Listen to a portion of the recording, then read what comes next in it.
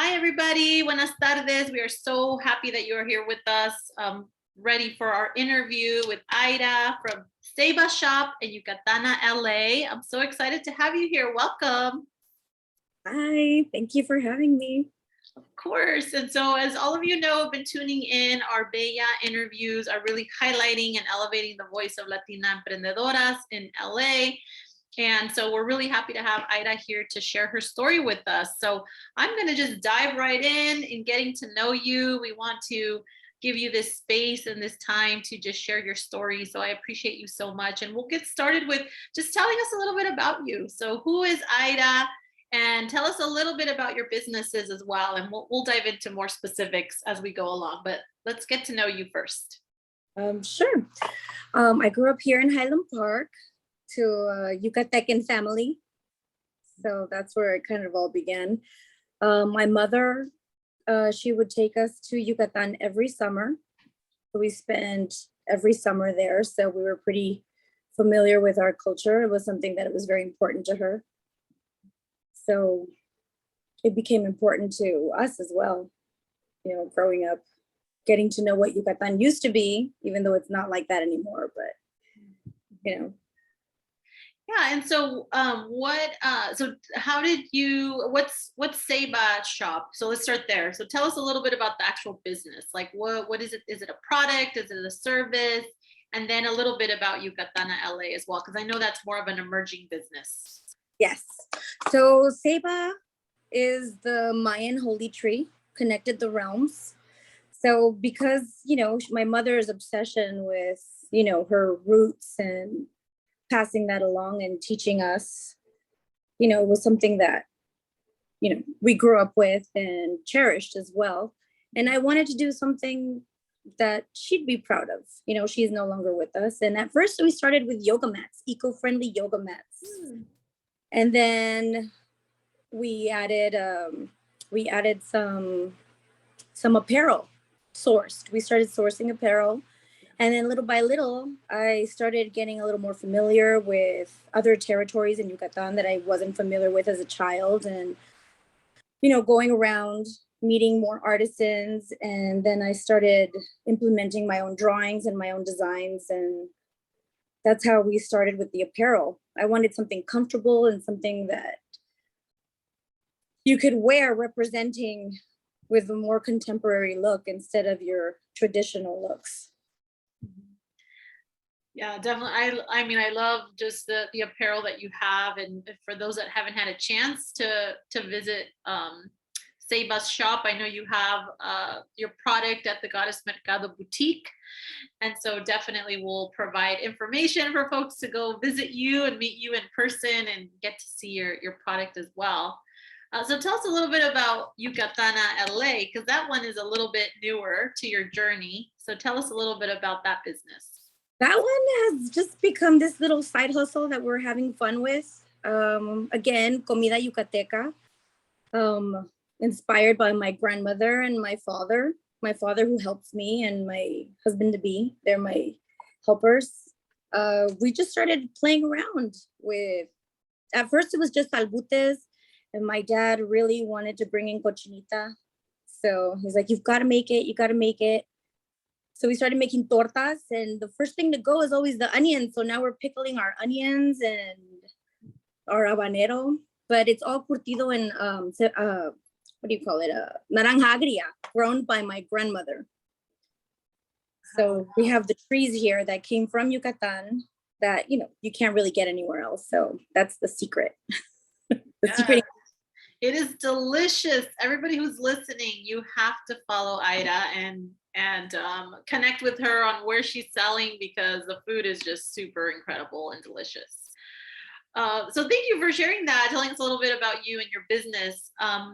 But what I love to ask our guests too is just to get a feel for like who you are as a person, as a human. So share with us a little bit about how you grew up. Did you ever kind of think, I'm going to be a businesswoman, or I'm going to be an entrepreneur, or one day I'm going to do all of these great, wonderful things? Like, how was it for you growing up with your family, kind of how that's impacted or shaped your journey and where you are today? Yeah, actually, I thought I was going to be a painter. I wanted to be an artist. And that's how I got into textiles. So I went to school for textiles. I studied textiles. And no, I never thought I'd have my own business. I always wanted a big paycheck. So I was like, I would never do anything like that because then I would have to pay people. So, you know, as a kid, I just thought, no, no, no. Like, I just want to work for a big company someday. And then after I finished school, I worked for a couple of designers. But eventually, yeah, I started with the yoga mat, you know, and I started doing my own version of La Loteria, hand painted, and then, you know, implemented onto the yoga mats. So that was that. And growing up, were you surrounded at all by family or friends that had their own business, where you were maybe curious about what they did or helped out, or was it totally something that kind of came to you out of nowhere, where you decided, hey, I want to do this, I can do this? It was something I decided on my own. I was surrounded by teachers. Almost everybody in my family is a teacher. So yeah, I had no idea what I was doing. I was completely lost and on my own with that one. Yeah, and I mean, I love how still your creative talents, right? What we see time and time again with women that go into business for themselves, or they kind of explore this entrepreneurial space, is that they take a lot of definitely their heart, but a lot of their creative talents and gifts as well. And somehow, some way that's integrated into what you do for your business, you know? So I see that very clearly with you as you're talking about designing and kind of your own things. And so you took that gift that you had already inherently as a child growing up into adulthood to be of value to your business. So I think it's always really beautiful to see that come through. So we just had a little hiccup there, but we're plowing through. So so that's really great. I just wanted to make that connection, you know, you kind of your creative talents growing up and how that's kind of come to be still resonates in your business. But kind of speaking on that creativity, so how did you come up with the concept of Ceiba? You talked a little bit about it. It's very influential with your culture and kind of growing up. But when you were actually kind of forming this together, like what was going through your mind? Like what inspired you to actually formalize it, right? Because it's one thing to say, oh, it'd be so great to do this, or it's inspired by, you know, my culture, but to actually give you kind of that edge or that push to say, okay, I'm going to launch this, I'm going to do it, I'm going to take the risk. I don't even know how I actually finalized it, but I know that it was a struggle. It was definitely difficult to, you know, especially with the yoga mats. It was difficult. Like, are these good enough? You know, are they nice enough? Are people gonna like these? You know, are they gonna understand? You know, and then once I added the apparel, you know, they were just selling on their own, even though they were sourced. So when I got to making my own designs, I just thought of comfort, elegance, and something that you can just wear anywhere. You know, something that you could be comfortable in your own skin, just wearing it wherever, you know? So that for me was very important, and in everything that I put together. So that was the struggle too, to create something that anybody can wear. And so I know with a lot of the businesses, particularly in our comunidades like yours, and that's something that's, you know, really near and dear to your heart, and you're so connected to community and being a part of community at all levels. What would you say is kind of your bigger purpose or mission of your business, aside from the profit side? Of course, you know, we have these businesses to make money, which is a big deal. But what would you say is kind of like, what is that centered on? Like where does your drive come from, and how, and what is that bigger purpose for you? You know, honestly, I think I began, you know, without realizing, like I said, with the yoga mats, it was a little more less personal than it became with the apparel. With the apparel, I've become part of two collectives in Yucatan that I work with, and I love being part of that. And I love that we depend on each other, and it's teamwork, it's an effort, and that means a lot to me. You know, that I get to be a part of their life as they are a part of mine, but I feel like it's a lot more important for me to be a part of them. Yeah, no, that's beautiful. I think having that partnership with others also helps you not feel alone, right? Because sometimes having a business, having to do it mostly by yourself it could be a lot of work and daunting. It So was really, really scary pop-ups, a lot of people don't realize how shy I really am because I just start talking, but really, it's really hard sometimes talking to people, but it's gotten a little easier and it's fun. It's always fun. And I love the people that we meet, but yeah, it's been a mission. yeah, I think you're not alone. I think that we don't realize, well, we have certain comforts, right? We all have comfort areas of where we feel more confident or just more comfortable. And I really believe entrepreneurship and starting kind of your own business really does kind of test you in different ways, right? Like, one, you didn't realize you had to do X, Y, and Z.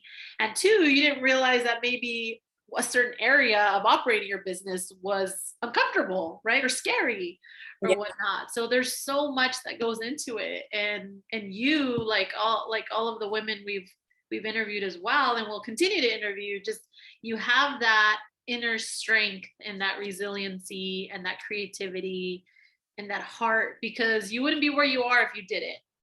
So I think you're definitely a role model to so many, and you might not realize it, but you really are, and you do inspire. So I thank you again for sharing all that you're sharing about your greater purpose and those kinds of things.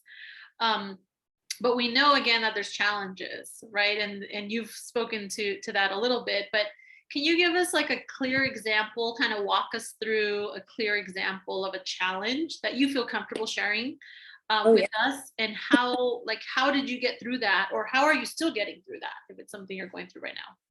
Hands down, the logistics. When I was first starting, I was working with, several communities, different people, and I was robbed a couple times. So, I'm not there. I can't supervise. I can't do that. So putting your trust in people was definitely hard, as well as the logistics. Even once you acquire that trust with a group of people, sometimes things get lost, delays, angry customers sometimes. Those are all things that have happened that have definitely presented to be a challenge and a struggle sometimes, but we pull through. You just have to stay calm. There's nothing you could do about it, and you just have to be honest with them and communicate what's going on, even if they are a little upset sometimes. But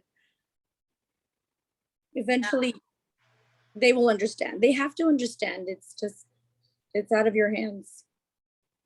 And so how do you so in kind of getting through those challenges, or looking how to figuring out how to work through those, like what would you say kind of goes through your mind to get yourself through that mentally, right? Because it's one thing to kind of recover items, let's say, that were stolen or lost, all that's like physical property, which again, of course, is important and it affects our bottom line, but some of that could be a little daunting to ourselves, right? And how we kind of process what's happening, or tell us a little bit about maybe like your support system, those around you that you lean on, and how that's been for you throughout this journey of yours.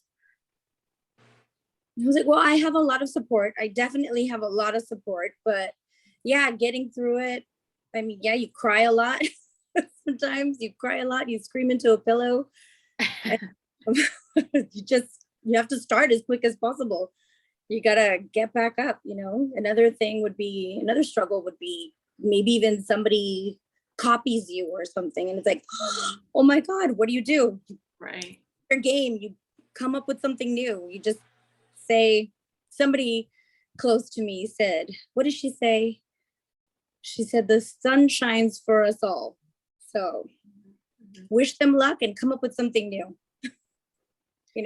I do have a support system, the goddess Mercado, especially, I've learned a lot from the women that surround me, and I'm so grateful for them because I can always go to them for support, as well as my father and my husband to be. But yeah, I'm lucky to have them. They've really helped me through a lot of those situations. Like, oh my God, what am I gonna do? Yeah. But Yeah. And that's why it's important we say, it's to have that tribe around you, whatever that is, whoever that is, and however big it is or however small it is, right? And sometimes it doesn't need to be a whole lot of people. It could just be those 1-2 people that you really trust to share some of those challenges, to bounce ideas, and to celebrate with you, right? Because there's so many reasons to celebrate, and sometimes we don't give it ourselves enough of that grace to say, hey, it's been hard, but I'm doing it and I'm progressing and I'm reaching my goals. And so let's celebrate that progress too. So it's great to know that you have a network of immediate family, but then also an extended family that has supported you, like the Goddess Mercado and the Goddess Mercado Boutique and all the great work that you all are doing. If anybody understands, they understand. Yes. That's definitely important. So what kind of thinking around that and some of the challenges you've overcome and kind of knowing where you are today, one of the questions I always ask our guests is, what advice would you give to young Latinas that are kind of starting their business, or even those that maybe have had a business for a long time?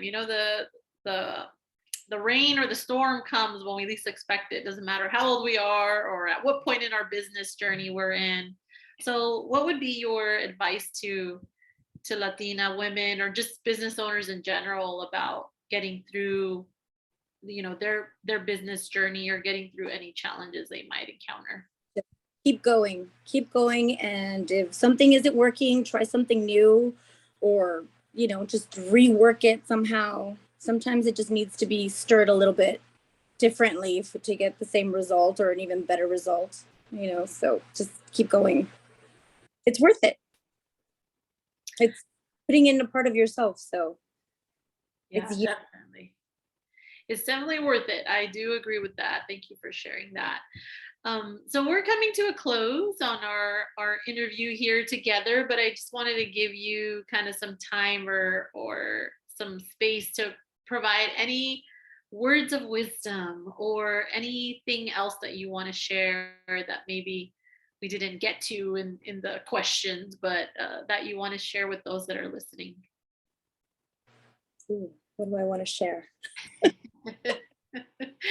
Anything we might have missed, or even just how to reach you. So, we will be sharing your contact info, your social media handles, all of that will be there on our platforms for folks. But yeah, come visit us all at the Mercado.